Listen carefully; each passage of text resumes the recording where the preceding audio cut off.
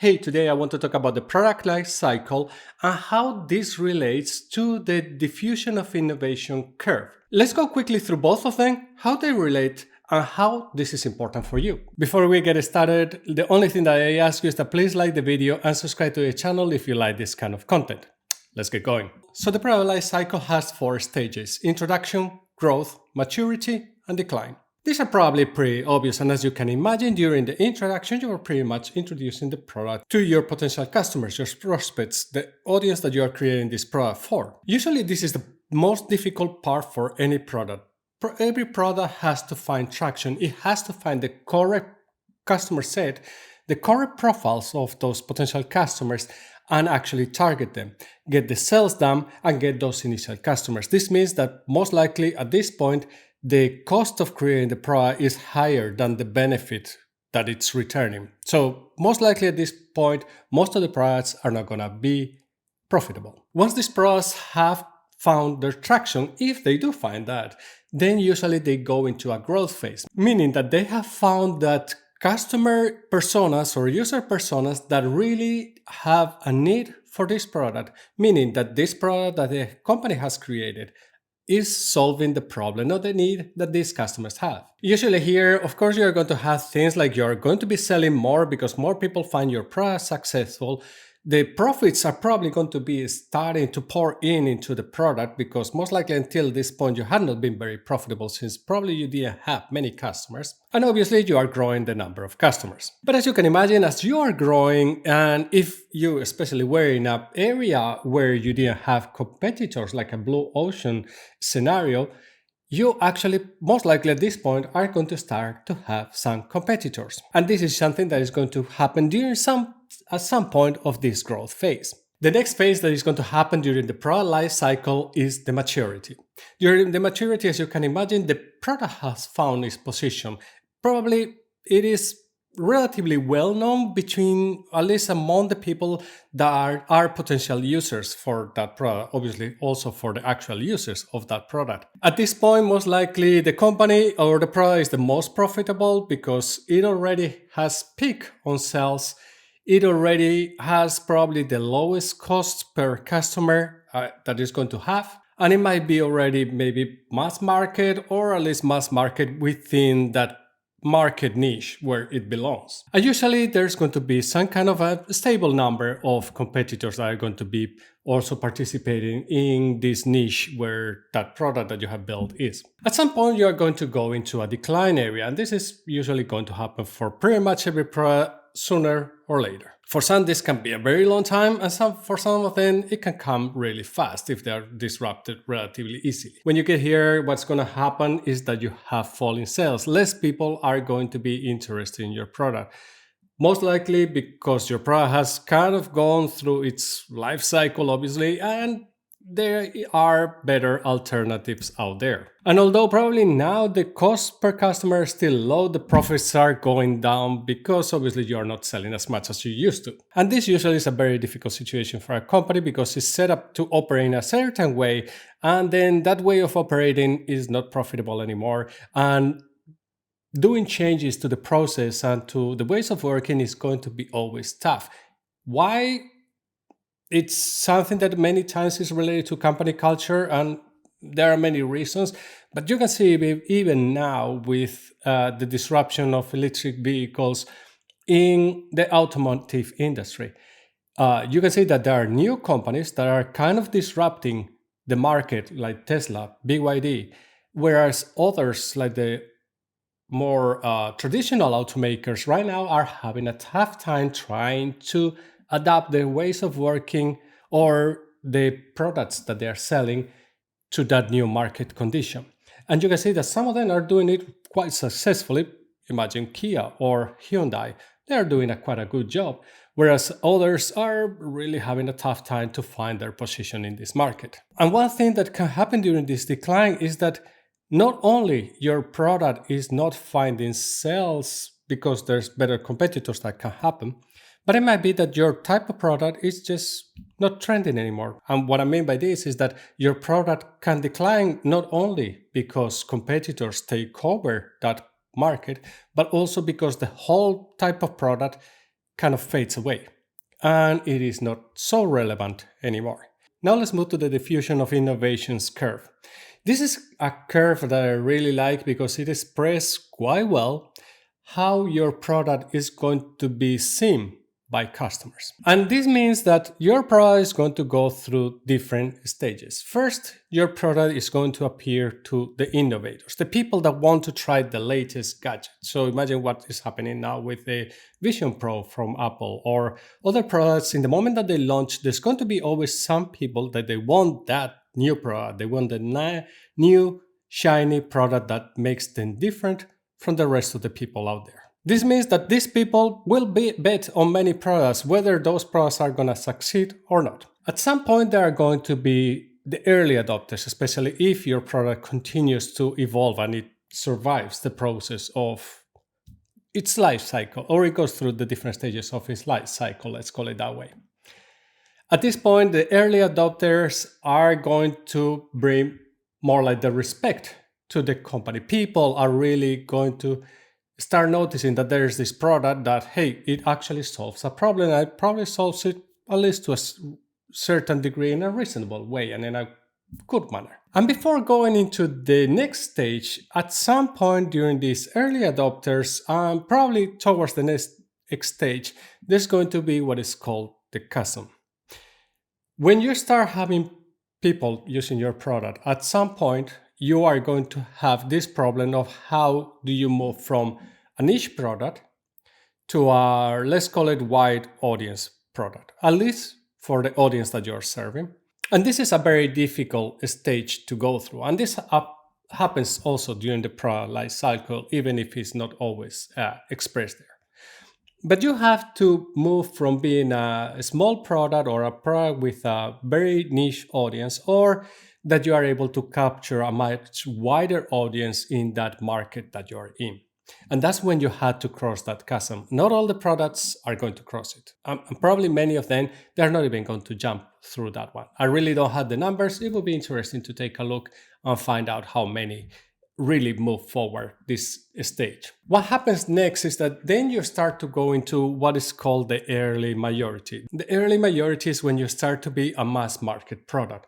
You are appealing already to quite many people out there, and people are starting to buy your phones, your cars, your whatever. You could say that probably right now Tesla is in somewhere around what is this early majority.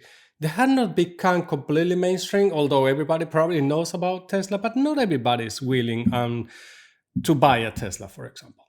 So there's not many people that are convinced about the technology. So at this point, from my point of view, they're still kind of in the early majority part. So they have already found their footing and they're starting to grow really fast. And that's what happens usually during the early majority phase. Once you go into the late majority, which will be the next stage, that means that pretty much everybody has already started purchasing that type of product. At this point, you're looking into people that they are going to say that I'm not buying an electric vehicle until I see that most of the people out there have an electric vehicle, because I don't want to be experimenting at all. So you're going to start to appeal to those people because your technology is proven, your product is proven, the market has proved that this is a good solution, and then they are going to be pretty much sold out because, everybody out there is pretty much using this kind of products. And finally, you're going to have the very last one. The very last one are going to be the laggards. Usually these people, when they start using the technologies, when probably new products, new technologies are starting to appear that are going to be starting to replace that type of product. So that's usually what's going to happen with the laggards. They are going to come really late, and they are not going to be ever the first ones into try technologies. They are going to be usually the very last ones when it is true and tested, and it's just kind of in the end part of the tail that they are going to be decided to actually start to use that type of products. So somebody, for example, who would be laggards nowadays, probably people that are starting to use nowadays Facebook, unless they are kids, probably they are laggards because Facebook has been already out there for a long time. Actually, many people have joined Facebook and left Facebook years ago, and now there are still people that are starting to use Facebook at this point. Yes, some people are going to say that it's going to be your grandpas and your grandmas, and it might be possible. It might be that that's the case for some kind of these products. With all due respect to Facebook, because there's still a huge amount of population using the product. So how these two curves relate and why is it important to pay attention to them?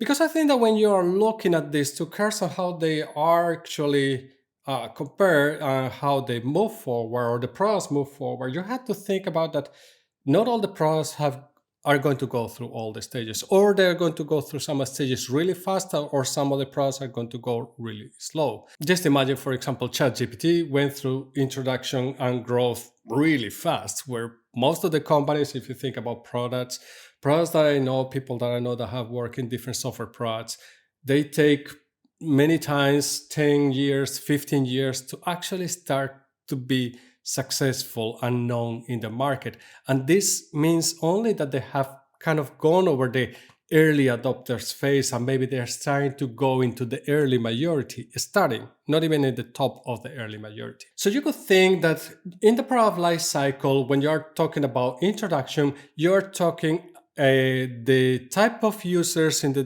diffusion of innovations that would be the innovators and the early adopters. Those are the people that are going to be looking into your product during the introduction phase. At this point, it's probably pretty much completely unrealistic to think that you are going to get to something like an early majority. Why? Because in the moment that you get to an early majority, you have so many potential customers there that you will be in the growth phase. So that's that chasm. So when you're taking off from the introduction and you are actually moving into the growth phase, basically that's when you're jumping the chasm. When you cross that chasm, when you actually start to take off as a product, that means that you have started or found your ideal customer persona or personas. There might be several, and they are really resonating with your product. This is the moment that you start to see growth, that you start to see that a product comes or goes from being niche and probably not very known to suddenly people start hearing about it. And what is this new product, this new technology that everybody's talking about? That is when you go into the growth phase. That is when you are moving from the early adopters towards the early majority. And here you can see, here's where you can see that the growth happens really fast, or can happen really fast. At least, definitely, this is going to depend, of course, from industry to industry. Some industries, because there's much more market, there's much more people that can be the customers, are going to grow much faster. In some other industries where there's less customers, of course, the growth is not going to happen at such a rapid pace. The growth is going to continue all the way until you are already past the first stages of the late majority, meaning that quite many people have already started to use your product, not just in the early majority, but also part of the late majority. Many people are really jumping in, they are taking your product into use, and at some point you are going to find that maturity. You probably have saturated the product. You have saturated the market. There are not many people that you can reach with the product that you have. You can see this nowadays with, again, products like Facebook or Instagram. Yeah, they're changing, they are moving towards new solutions. They're adding things like Reels in Instagram and so on. But when you think about the number of users, when they are talking about billions of users, realistically, there are not many users out there, given that it's not like we are many more in this earth. And here what's going to happen, and I'm not saying that it's going to happen right away with any of these products because they are relatively good at innovating and changing what they are offering, there you are going to slow down. You're not going to be able to reach so many customers. You're not going to grow at the same pace. You might start losing users or customers. And this is when you are going to start going towards a potential decline. This is going to be usually when you are still incorporating Laggards, meaning that you're still getting new customers, but you are probably losing more customers or losing customers at a faster rate than you are adding new customers. And usually here you're going to talk about the early adopters and usually the laggards that are going to continue entering the product. But most likely all those ones that were the innovators, the early adopters, and part of the early majority, they might have moved on to new products. So how does this curve look? How do you know in which phase you are? Well, you can guess. I mean, this is no perfect math or no perfect science. You can have a guess of where you are at. But you can think that there are things or products out there like Windows or Office 365, which have been changing over time, and by no means they are the products they used to be. But they're still there. And you can say that yes, nowadays they're in their maturity phase, which I would agree that that's the phase that probably they are in. Some of them, they might be already in somehow of a decline phase because there's quite much competition. And for example, Office 365 used to be the go-to product, when nowadays there's other solutions that you can use like Google. I don't even remember how it's called, Suite, I think it is. And Google Suite is relatively popular and quite much used it's usually in more early companies, not so maybe the companies that have been established for a long time.